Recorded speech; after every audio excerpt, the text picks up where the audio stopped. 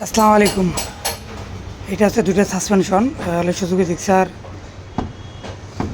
Monotone. এটা দেখেন suspension, এটা সিজ করে আটকে গেছে, কিন্তু এটা ওয়েল মনে হয় বেড়াইতো, বাট এটা ওইভাবে নাই, সকালের মধ্যে ওয়েল নাই, এই জন্য এটা আটকে গেছে, টান দিলেও উঠতেছে না, বুঝছেন।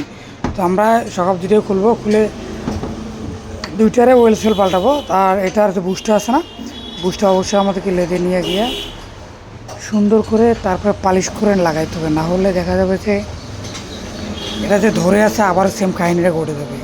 আর এই সাসপেনশনটা এই দেখেন খেলতেছে, কিন্তু এটা ঠিক আছে, এটা শুধু ওয়েল সেলটা আমাদের পাল্টে দিলে হবে, বুঝতে পারছেন।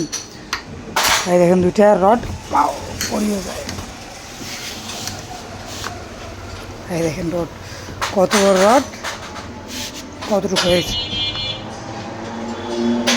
বুঝছেন, কতটা 3 ইঞ্চি শর্ট হয়ে গেছে। এটা স্প্রিংটা আমার নিচে যা আর দাবি গেছে, আর ছাড়তেছে না। তো এটাকে এখন আমরা খুলবো, খুলে কাজ করব।